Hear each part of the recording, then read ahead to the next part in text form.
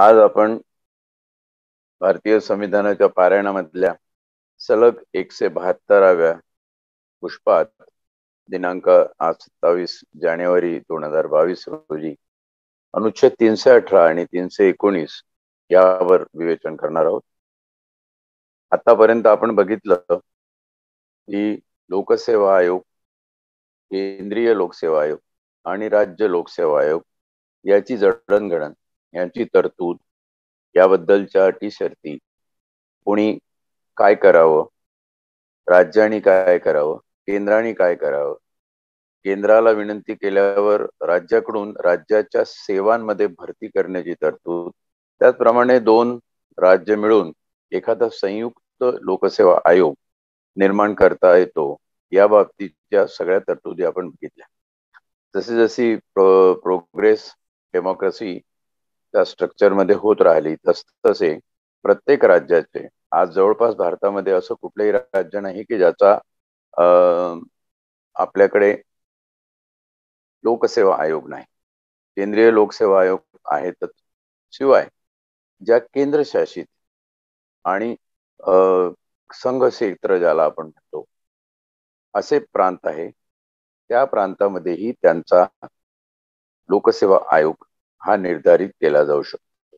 त्याबद्दलचे सगळे अधिकार बघताना आपण बघितलं की केंद्रीय लोकसेवा आयोगासाठी राष्ट्रपतीकडे सगळे अधिकार एकवटले आहेत आणि राज्याच्या लोकसेवा आयोगासाठी ते अधिकार राज्यपालांच्या पदामध्ये निहित केलेले आपल्याला दिसतात.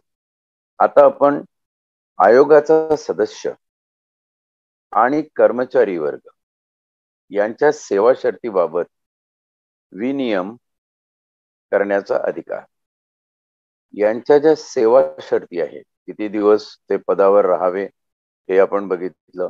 सेवा शर्तीमध्ये यांना भत्ते, वेतन, त्यांच्या रजा, यांची सुट्टी, निवृत्ती वेतन इत्यादीचा सगळा विचार करण्यासाठी जे कायदे बनवण्याचे अधिकार आहे, त्याच्याबद्दल आपण आज विवेचन अनुच्छेद 318 मध्ये बघणार आहोत.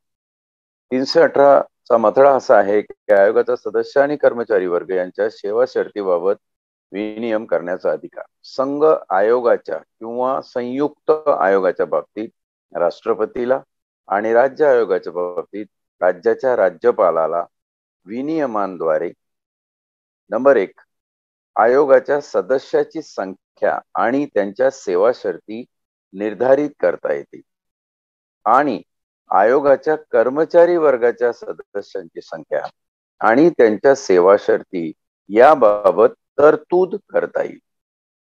सदस्य आणि कर्मचारी यासाठी 2 पॉइंट दिलेले आहे. पहिल्या मुद्द्यामध्ये जे आयोगाचे सदस्य आहे त्यांच्या सेवा शर्ती निर्धारित करणार असा उल्लेख आहे. विल बी डिसाइडेड, निर्धारित करणे. आणि आयोगाच्या कर्मचाऱ्यांच्या सदस्यांच्या बाबतीत त्यांची संख्या व त्यांच्या सेवा शर्ती बाबतीत तरतूद करणे, प्रोव्हिजन्स करणे, निर्धारित करणे आणि प्रोव्हिजन्स करणे, हे जे 2 शब्द या ठिकाणी नेमलेले आहे, तर या दोन्ही शब्दाचे आपण अर्थ जरा समजून घेऊया. निर्धारित करणे म्हणजे डिसिजन करणे, डिटरमाइन करणे, आणि तरतूद करणे. आता कर्मचाऱ्यांच्या बाबतीतली जी तरतुदीची भाषा आहे हे जरा समजून, किती कर्मचारी असावे, कर्मचाऱ्यांची सदस्य संख्या किती असावी, त्या कर्मचाऱ्यांच्या सेवा शर्ती कशा असाव्या, याबाबत राज्यपाल आयोगाचे अध्यक्ष यांना अधिकार देऊन जर अशा कर्मचाऱ्यांची संख्या आणि त्यांच्या सेवा शर्ती ठरवण्यात येत असतील तर त्याला म्हणावं तरतूद. ती झाली तरतूद. आणि जे स्वतः राज्यपाल ठरवणार त्याचा राज्यपालांनी निर्धारित केलं, राज्यपाल डिटरमाइन. राज्यपाल कोणाचं निर्धारित करणार? अशा लोकसेवा आयोगाच्या, मग तो केंद्रीय असो की राज्य लोकसेवा आयोग असो, अध्यक्ष आणि सदस्य यांचं जे एक मंडळ असतं, त्या मंडळाच्या सेवा शर्ती, त्या मंडळाची सदस्य संख्या किती असावी याबाबत राज्यपाल निर्धारित करेल आणि कर्मचारी वर्ग किती असावा याबाबत तरतूद करेल. निर्धार करणे आणि तरतूद करणे हे दोन शब्द जर बघितले, डिटरमाइन अँड प्रोव्हिजन्स, म्हणजे प्रोव्हिजन करताना तुम्ही ते अधिकार कोणाला देऊ शकता, किंवा एक अध्यक्ष आणि 2 सदस्य अशी एक समिती तयार करून त्या समितीने कर्मचारी वर्ग किती असावा, कर्मचाऱ्यांची क्वालिफिकेशन काय असावी, कर्मचाऱ्यांचा पदावधी किती असावा, त्यांचं वेतन भत्ते किती असावं, हे ठरवण्याचे अधिकार राज्यपाल अशा एखाद्या समितीला देऊ शकतो. ही झाली तरतूद. पण अध्यक्ष आणि लोकसेवा आयोगाचे सदस्य नेमताना राज्यपाल अशी तरतूद करणार नाही, तर स्वतःच्या अधिकारामध्ये राज्यपाल ती नियुक्ती करेल. राज्यपाल डिटरमाइन करेल त्यांचे भत्ते, त्यांच्या सेवा शर्ती आणि त्यांचा एकंदर कालखंड किती असावा यावर. परंतु असे की लोकसेवा आयोगाच्या सदस्यांच्या सेवा शर्तीमध्ये त्यांना हानिकारक असा बदल त्यांच्या नियुक्तीनंतर केला जाणार नाही. असा कुठलाही बदल असेल त्यांच्या सेवा शर्तीबाबतचा, त्यांच्या पदावधीबाबतचा, त्यांच्या पगाराबाबतचा, त्यांच्या भत्त्याबाबतचा, त्यांच्या रजाबाबतचा, त्यांच्या निवृत्ती वेतनाबाबतचा, असा बदल एकदा नियुक्ती मिळाल्यानंतर मध्ये करता येणार नाही. म्हणजे मध्ये बदल करता येतील, पण तो बदल त्या कर्मचाऱ्याला, त्या सदस्याला पूर्वलक्षी प्रभावाने लावला जाणार नाही. एकदा ज्या टर्म्स कंडिशन ठरल्या त्याच टर्म्स कंडिशन वरती त्या पदावर किंवा पदोन्नतीचे वगैरे काय नियम असतील त्या नियमाच्या अधीन राहून त्यांना निवृत्त होईपर्यंत त्याच सेवा शर्ती लागू असतील. मध्ये त्यांच्या सेवा कालाला त्यांच्या झालेले बदल हे लागू होणार नाही, असा याचा अर्थ आहे. 318 मध्ये राष्ट्रपती आणि राज्यपाल यांना अनुक्रमे केंद्रीय लोकसेवा आयोग आणि राज्य लोकसेवा आयोगाच्या कर्मचारी आणि सदस्यांच्या सेवा शर्ती निर्धारण आणि तरतुदीबाबतची ही मांडणी अनुच्छेद 318 मध्ये करण्यात आलेली आहे. त्याच्या खाली अनुच्छेद 319 आयोगाच्या सदस्यांनी असे सदस्यत्व समाप्त झाल्यावर पदे धारण करण्याबाबत मनाई.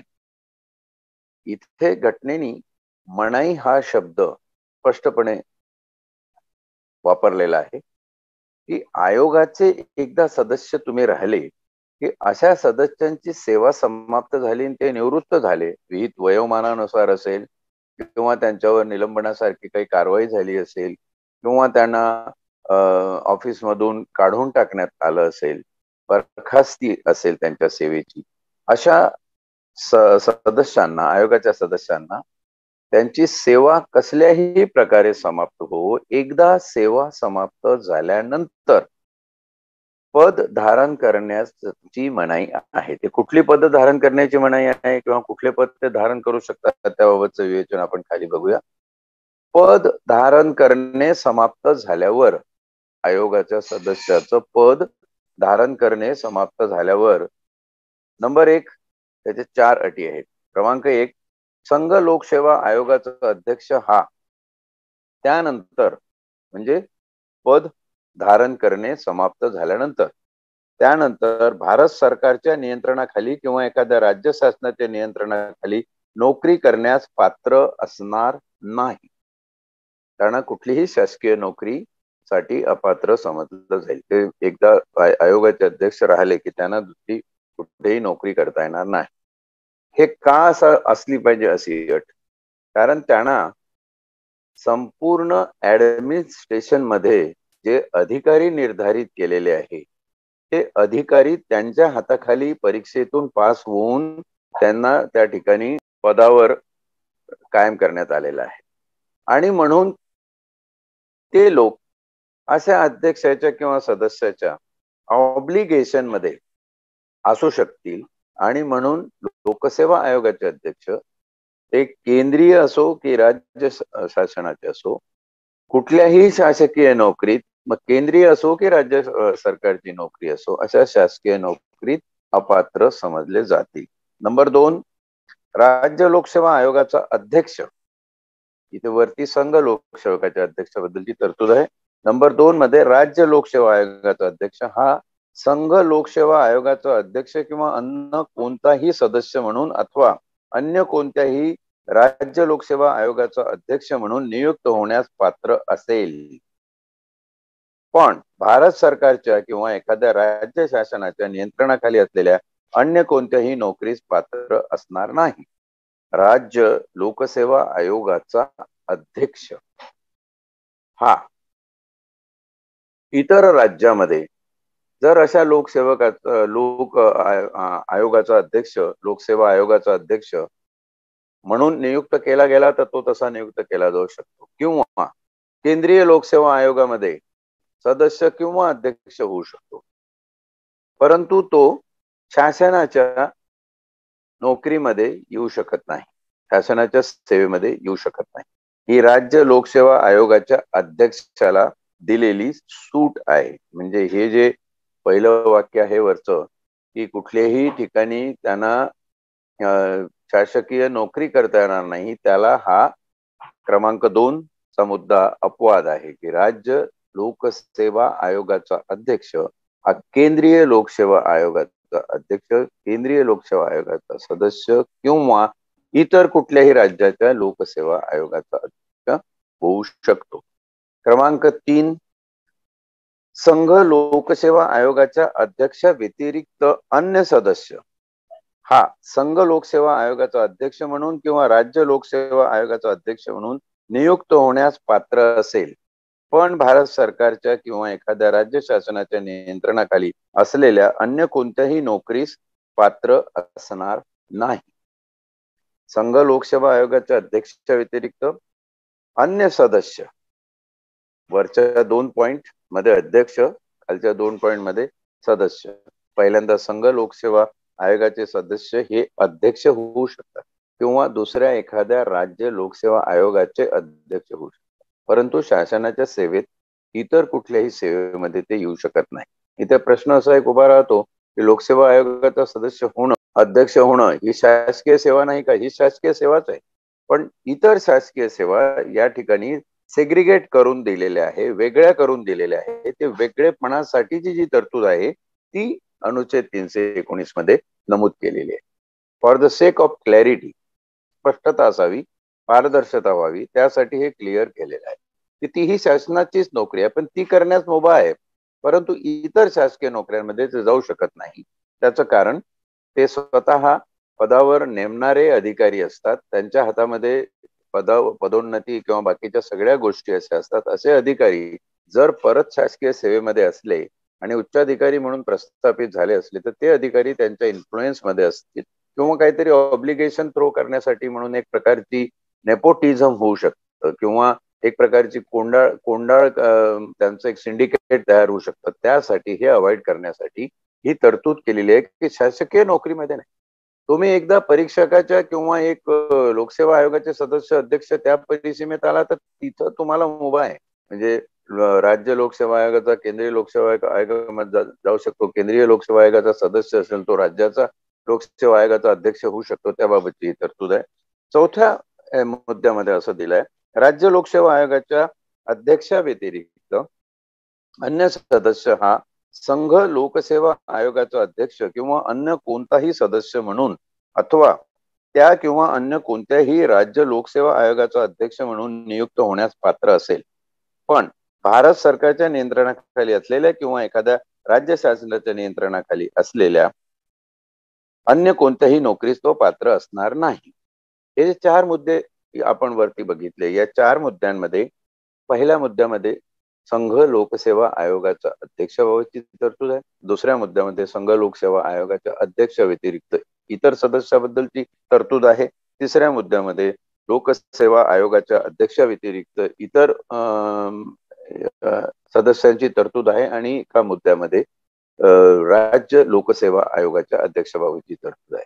म्हणजे याच्यात थोडीशी क्लॅरिटी आपण अशी लक्षात घ्यायला पाहिजे की संघ लोकसेवा आयोग अध्यक्ष आणि सदस्य यांना शासकीय सेवेमध्ये जाता येणार नाही, परंतु संघ लोकसेवा आयोगाच्या सदस्यांना राज्य लोकसेवा आयोगाकडे जर काही अपॉइंटमेंट मिळत असेल, नेमणूक मिळत असेल तर ते घेऊ शकतात. त्याचप्रमाणे राज्य लोकसेवा आयोगाचे लोक अध्यक्ष आणि अध्यक्ष व्यतिरिक्त असलेले सदस्य हे केंद्रीय लोकसेवा आयोगामध्ये जाऊ शकतात, पण इतर शासकीय सेवेमध्ये जाऊ शकत नाही. या ठिकाणी जे लोक जातात हे कसे सिलेक्ट केले जातात, अर्थात याला एक ऑटोनॉमस किंवा स्वायत्त दर्जा आपण ज्याला म्हणतो ऑटोनॉमस स्टेटस इन कॉन्स्टिट्यूशन असं संघराज्यांना दिलेलं आहे. परंतु नेमणुका ज्या आहेत या नेमणुका केंद्रीय मंत्रिमंडळ आणि राज्याचं विधानमंडळ यांच्या सल्ल्याप्रमाणे राज्यपालाला कराव्या लागतात. आणि या ठिकाणी तुम्हाला दिसेल की कोण माणूस त्या ठिकाणी असावा याची खरी कळसूत्री ही राजकारण्यांच्या हातामध्ये आहे. आपण याच्या पुढचे काही संदर्भ बघणार आहोत. मध्ये एक प्रश्न याच्यावर आलेला आहे. तो प्रश्न असा आहे की लोकसेवा आयोगाचा कारभार ढिसाळ पद्धतीने चालतो. निग्लिजंटली लोकसेवा आयोगाच्या कारभारावर त्यांच्या निष्काळजीपणाबद्दल अनेक वेळा ताशेरे ओढलेले आहेत. परीक्षा वेळेवर घेणं नाही आणि परीक्षा वेळेवर झाल्या नाही म्हणून काही लोक एजबार झालेले आहे. एजबार झालेले आहे. काही लोक 4-4, 5-5 वर्ष परीक्षाच एखाद्या पदाच्या झाल्या नाही त्यासाठी तयारी करून कंटाळलेले आहेत. काही बाबतीमध्ये तुम्हाला असंही विदारक चित्र दिसतं की त्याच्यामध्ये आत्महत्या झालेल्या आहेत. अशा वेळी ही जबाबदारी कोणाची? हा एक मोठा संविधानिक तिढा आहे. संविधानिक तिढा या दृष्टीने मी या सगळ्या गोष्टींकडे अशासाठी बघतो की लोकसेवा आयोगाचा कारभार आणि शासनाचा कारभार हे जर तुम्ही वेगळे करून बघितले तर सगळा गोंधळ होऊन जाईल. प्रश्न असा आहे यांना वेगळं करता येत नाही. कारण लोकसेवा आयोगाच्या अध्यक्षाच्या आणि सदस्याच्या नियुक्त्या या शासनाच्या हाती आहे. मग ते केंद्र शासन असो की राज्य शासन असो. तिथे ते जे निकष लावतील त्या पद्धतीने हे लोक नेमले जातील. घटनेमध्ये संविधानात सांगताना काय सांगितलं की त्या निवडणुका राष्ट्रपती करतील, इकडच्या नेमणुका राष्ट्रपती करतील, राज्यातल्या नेमणुका राज्यपाल करेल. पण घटनेचाच प्रघात असा आहे की राष्ट्रपती हे केंद्रीय मंत्रिमंडळाच्या सल्ल्यानुसार काम करतील आणि राज्यपाल हे राज्याच्या मंत्रिमंडळाच्या सल्ल्यानुसार काम करतील. याचाच अर्थ ज्यांच्याकडे सत्ता आहे, जे सत्ताधीश आहेत, तेच ठरवतात की अध्यक्ष आणि सदस्य कोण असावे. आणि मग काय म्हटलं जातं की एमपीएससी, यूपीएससी या स्वायत्त संस्था आहेत, ऑटोनॉमस बॉडी आहे. त्यांचं त्यांनी ठरवावं, त्यांचं त्यांनी करावं.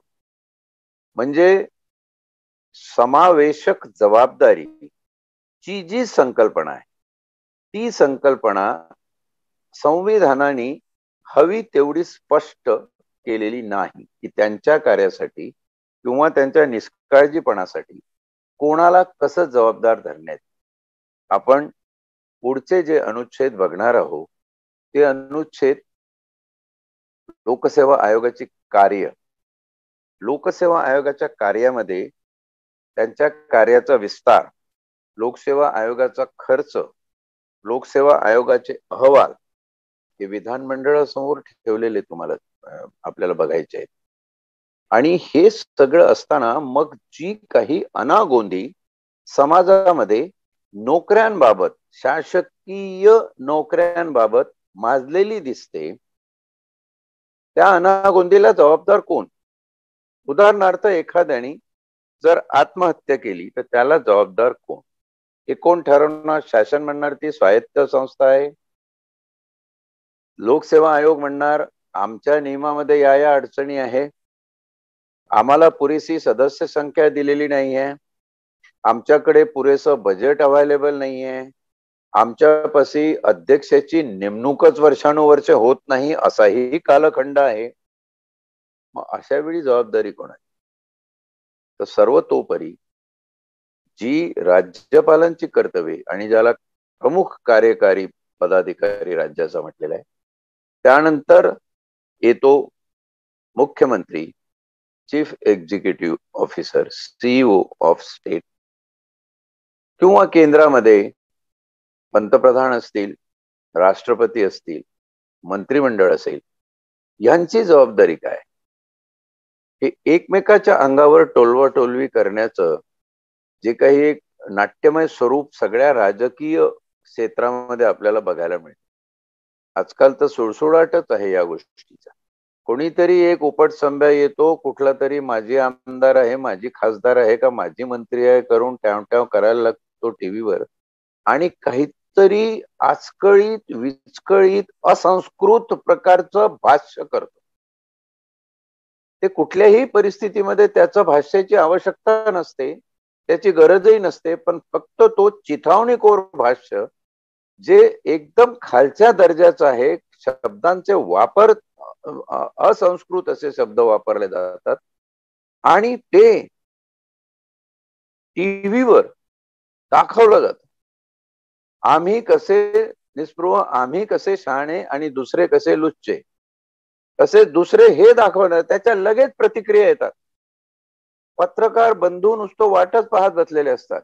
लोकसेवा आयोगाचं कुठे काही चुकलंय का, लगेच तिकडे जाणार. त्यांचं कुठे चुकलं आहे का, सरकारकडे जाणार. त्याच्याबद्दल काही नेत्यांच्या प्रती आहे का, त्यांच्याकडे जाणार. जे सत्ताधारी आहे ते त्याच्या बाजूनी भाष्य करतात, जे विरोधामध्ये आहे ते लोक त्याच्या उलट भाष्य करतात आणि गदारोळ चालू असतो. 24 तास टीव्हीच्या चॅनल्स भरलेले आहेत. डिबेट म्हणा, चर्चा म्हणा. आजकाल तर डिबेट आणि चर्चा ही सगळ्या चॅनलवरच्या कमी झालेल्या तुम्हाला दिसतात. सगळ्यात महत्वाच्या चर्चा तासन तास हे चालतं की कोण कोणाच्या विरुद्ध काय बोललं, त्यांनी टोमणा मारला, त्याच्यानंतर त्याचं उत्तर प्रत्युत्तर कसं दिलं. हाच प्रकार आपल्या संस्थांमध्ये आलेला आहे. राजकीय नीतिमत्ता, राजकीय संस्कृती, पॉलिटिकल कल्चर हे तुम्ही जसं ठेवाल तसं ते होतं आणि ते अवलंबून असतं त्या राजकीय सत्तेमध्ये जो माणूस पदावर आहे, जो मुख्य पदाधिकारी आहे, त्याच्या चारित्र्यावर ते ठरलेलं असतं आणि तो ठरवण्याचा अधिकार हे जनतेला आहे असं संविधानिक लोकशाही म्हणते. याचाही विचार झाला पाहिजे की शेवटी जबाबदार कोण. शासन जबाबदार म्हणायचं ह्या अनागोंदीला, एमपीएससी जबाबदार म्हणायचं या अनागोंदीला, की आपण स्वतःकडे बघायचं की आपण काय लोक निवडून दिलेले आणि ते काय करतात आहे, त्याच्याने कुठलं जनकल्याणाचं काम होतंय. एकही नेता केंद्रातला, राज्यातला, सत्तेतला, विरोधातला हा जनकल्याणाच्या योजनांबद्दल बोलताना दिसत नाही. आपसातली उणीधुणी काढण्यामध्ये, एखाद्या आर्थिक संस्थेचा, वित्तीय संस्थेचा ताबा मिळवण्यात यांना जो इंटरेस्ट असतो त्याच्याबाबत सूट उपट सुंभ भाष्य करताना आपल्याला असतं.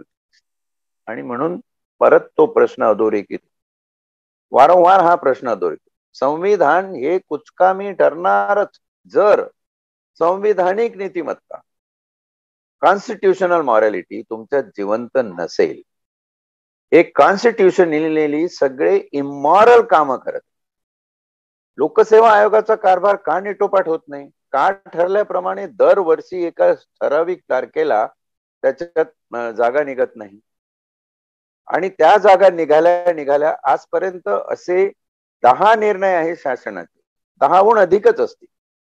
10 निर्णय शासनाचे असे आहेत की एकदा भरतीच्या जागा निघाल्या, त्यांनी एमपीएससी ला मंत्रिमंडळाने पाठवले रिझोल्युशन की तुम्ही या भरती करा. लगेच त्याच्यावर एका महिन्याच्या स्थगिती, कारण आरक्षणाचे मुद्दे आलेले आहेत. आरक्षणाचा गोंधळ हा जेवढा भिजत घोंगड म्हणून शिल्लक ठेवला जाईल, मी शिल्लक ठेवला जाईल म्हणतो, आहे नाही, हा मुद्दाम रखडवलेला विषय आहे. मुद्दाम त्याच्यामध्ये आनाकानी करून जनतेची दिशाभूल करण्यासाठी आणि त्यांना भावनिक दृष्ट्या विकलांग करण्यासाठी जिवंत ठेवलेले हे सगळे विषय आहेत. विरोधी पक्ष आम्ही होतो तेव्हा आम्ही असे कांदे सोलले नाकानी आणि सत्तेवर असलेले लोक आम्ही आहोत, आम्ही एवढे ढेकलं वावरातले फोडले, जमीन सपाट केली, हे सांगण्यामध्ये मशगूल आहेत. परंतु तिढा सुटलेला तुम्हाला दिसत नाही. याचं एक कारण आपण स्वतः आहोत. दुसरं कारण आहे आपल्या राजकीय शक्ती या प्रस्थापित पठडीच्या बाहेर काही बघू शकत नाही आणि प्रस्थापितांचंच फक्त भलं होतं, बाकी जनसाधारणाचं भलं होत नाही. हे आपण जर एक लक्षात घेतलं तर एमपीएससीचा जो अनागोंदी कारभार आहे तो आपल्या लक्षात येईल की ही परिस्थिती काय आहे. ठीक आहे, एकंदर परिस्थिती दिसती आहे, त्यासाठी कोणी तज्ञ तुम्हाला सांगायला लागत नाही. प्रश्न मुख्य असा आहे प्रश्नकर्त्याचा की याच्यावर उपाय काय, याच्यावर आपण काय करू शकतो. एमपीएससी ला शिक्षा होऊ शकते का? आजपर्यंत असं एकही उदाहरण नाही. फक्त एमपीएससी ला शिक्षा केव्हा होऊ शकते? जेव्हा एमपीएससीच्या कारभारामध्ये परीक्षा कंडक्ट करण्यामध्ये एमपीएससीचा अध्यक्ष किंवा सदस्य यांनी जाणून बुजून भ्रष्टाचार केला असेल तर. परंतु एक त्याशिवाय म्हणजे गुन्हा घडला असेल, पण त्याशिवायच्या ज्या परिस्थिती आहेत ज्या गुन्ह्याहून गंभीर आहे, उदाहरणार्थ शशिकांत कर्णिक होते, वाणी होते, बापट होते, त्या काळामध्ये एमपीएससीच्या सदस्यांवरती, एमपीएससीच्या अध्यक्षावरती गुन्हे नोंद झालेले, त्यांच्या नाकाखाली सगळा भ्रष्टाचार. पण असे भ्रष्टाचारी पदाधिकारी त्या ठिकाणी का नेमले त्याबद्दल न्यायालयाने मुंग गिळून गप्प बसलेले. त्यावेळी खरं तर यांच्या नेमणुका कोणी केल्या, त्यांच्याकडून ती सगळी भरपाई वसूल करायला पाहिजे होती. साधारण 8 वर्ष या महाराष्ट्रामध्ये सब इन्स्पेक्टरच्या पदाची नेमणूकच परीक्षाच झालेली नाही, नवीन ननेमणुकाच झालेल्या नाही. मग ऍडहॉक प्रमोशन देऊन, खालच्या लोकांना प्रमोशन देऊन ते सब इन्स्पेक्टर आणलेले होते. डायरेक्ट सब इन्स्पेक्टरच्या झाल्या नाही, डीवायएसपीच्या झाल्या. कारण काय? तर तिथं झालेला भ्रष्टाचार. तुम्ही काय करता ते महत्वाचं नाहीये. तुम्ही जे काही करता, छोटं मोठं गुन्हा किंवा काही, त्याच्यानी रयतेचं, समाजाचं किती नुकसान होतं यावर मला वाटते न्यायपालिकेने लक्ष केंद्रित केलं पाहिजे. न्यायालयामध्ये लोक एमपीएससीच्या विरुद्ध जाऊ शकतात. हायकोर्टामध्ये तुम्हाला जाता येईल राज्याच्या, किंवा सुप्रीम कोर्टामध्ये जाता येईल. खालच्या कोर्टामध्ये त्या केसेस जाऊ शकणार नाही. ते प्रघात आपण सगळे बघणार आहोत पुढे. फक्त आता तुर्तास त्या प्रश्नाची ओळख म्हणून एवढं सांगतो की न्यायालयामध्ये गेल्यानंतर न्यायालय कुठल्या पठडीत ते बघतं हे महत्वाचं आहे. आणि न्यायालयाने एकंदर समाजाच्या दृष्टीने विचार केला तर जो विद्यार्थी परीक्षेत पास होऊन त्याचा सिलेक्शन लिस्ट मध्ये नंबर येऊन, निवड यादीमध्ये नंबर येऊन केवळ नेमणुका मिळत नाही, कारण रिझर्वेशनच्या नावाखाली काही प्रश्न प्रलंबित आहे म्हणून आत्महत्या करतो, तर हा सदोष मनुष्यवधाचा गुन्हा होत नाही. कुणाविरुद्ध व्हावा हा प्रश्न आहे. तो म्हणतो हा माझ्यावर होत नाही, तो म्हणतो हा माझ्यावर होत नाही, तुझा म्हणतो त्याच्यावर होतो, तो म्हणतो हा याच्यावर होतो. हे जे सगळं गुराळं उठवलं जातं याच्यामध्ये राहता राहता एक प्रश्न राहतो की ही जी जबाबदारी आहे समाजाच्या प्रती ती सामूहिक असली पाहिजे. It should be collective response. आणि माझं असं या बाबतीतलं स्पष्ट मत आहे. अर्थात या प्रश्नावर आपण पुढे विवेचन करणारच आहोत, अनेक अनुच्छेदही या बाबतीत आपण अभ्यासणार आहोत, त्याचंही विवेचन करणार आहोत. पण त्या व्यतिरिक्त माझं असं मत आहे की या बाबतीत ही जबाबदारी निश्चित करण्यासाठी आपल्याला या प्रकरण आपल्या भाग 14 मध्ये संविधानाच्या एक सकारात्मक घटना दुरुस्ती करण्याची गरज आहे. त्याशिवाय या लोकांना ऐकणं हे मानणारच नाही, ऐकणारच नाही. हा अमुक कृती हा गुन्हा होत नाही किंवा गुन्हा झाला तरी त्यासाठी आम्ही जबाबदार नाही हेच सिद्ध करण्यामध्ये सगळे लोक आपली एनर्जी खर्ची घालत. परंतु त्या पदाचे फायदे, त्या पदावर असलेले सगळे भत्ते, त्या पदानुसार मिळणाऱ्या सगळ्या सवलती, त्यांचे भूखंड, त्या ठिकाणी त्यांना सदनिका, दक्षिण मुंबई सारख्या ठिकाणी मोठमोठ्या याच्यामध्ये मिळालेल्या ही सगळी कामं आपण याच्यामध्ये बघतो आहे जी चाललेली आहे. ती एकंदर संविधानाप्रमाणे खरंच राज्यकारभार चाललेला आहे का हा मूळ प्रश्न परत डोकं वर काढतो. आणि केवळ संविधानाचं टेक्निकल, तांत्रिक अनुसरण करणं म्हणजे तुम्ही निपुण राज्य करते हा संदर्भच मुळात चुकीचा आहे. प्रस्थापितांनी ही परिभाषा रूढ केलेली आहे की बघा आम्ही संविधानाप्रमाणे, संविधानात हे सांगितलं, संविधानात ते सांगितलं, हो ते बरोबर आहे, ती स्वायत्त बॉडी आहे, त्यांचं ते त्यांनी बघावं, आम्ही त्यांना निर्देश दिले, आम्ही त्यांना एकदा नेमले ते बघा. तुमची जबाबदारी आहे की नाही? In totality who is responsible ultimately? आणि हा जो सेन्स ऑफ रिस्पॉन्सिबिलिटी आहे, हा सेन्स ऑफ रिस्पॉन्सिबिलिटी संविधानिक नीतिमत्तेतून प्रवाहित होतो. पण संविधानिक नीतिमत्ता जर संपली असेल तर मला वाटतं या ठिकाणी परत ती मूल्य पुनर्प्रस्थापित करण्यासाठी संविधानाने जरा तीक्ष्ण आणि करडी भूमिका या ठिकाणी घेण्यासाठी एक घटना दुरुस्ती आवश्यक आहे. अर्थात ही घटना दुरुस्ती कोण करेन? जोपर्यंत प्रस्थापितांना वाटत नाही तोपर्यंत घटना दुरुस्ती होणार नाही. तुम्ही पाठवलेले MLA आणि तुम्ही पाठवलेले खासदार ही घटना दुरुस्ती करून आणतील हे दिवा स्वप्न आहे. ते शक्यच नाही. जोपर्यंत पक्षप्रमुख, जोपर्यंत त्या सगळ्या सिंडिकेटचे मालक जे आहेत, समाजाचे मक्तेदार, ते ठरवत नाही तोपर्यंत इथे काय होत. आणि त्यांनी का ठरवावं? त्यांचा इंटरेस्टच मुळात राज्यसत्ता आणि अर्थसत्ता या दोन पोलमध्ये जर असेल, खो-खोचे दोन खांब गाडलेले, एक राज्यसत्तेचं एक अर्थसत्तेचं, तू मला खो दे मी तुला खो देतो, तू या पट्टीत धाव मी अपोजिट पट्टीमध्ये धावतो, खेळ चाललेला आहे. त्याच्या पलीकडे, या खो-खोच्या ग्राउंडच्या पलीकडे हे जे दोन पोल आहेत राज्यसत्ता आणि अर्थसत्तेचे, त्याच्या पलीकडे जग आहे, समाज आहे. किंबहुना म्हणूनच हे खेळाचं मैदान आहे, किंबहुना म्हणूनच हे संविधान आहे. ही जी जाणीव आहे, ती संविधानाबद्दलची जाणीव परत एकदा प्रकर्षाने आपण उद्धृत करावी. एकंदर संविधान पारायण जे आपण करतो आहे, आज 172व पुष्प आहे. 172 दिवस आपण रोज संविधानातल्या अनेक अनुच्छेदांवर, आजपर्यंत आता 319 अनुच्छेद आपले झाले, 319 अनुच्छेदावर आपण चर्चा करतो. निम्म्याहून अधिक अनुच्छेदावर प्रश्न विचारले गेले. त्या सगळ्या प्रश्नांचा आढावा घेताना याचं मूळ काय, याचं सोल्युशन काय, त्या सोल्युशनचा विचार करताना आपल्या लक्षात हेच येतं की संविधानिक नीतिमत्ता ही सर्वश्रेष्ठ आहे आणि तीच गायब आहे.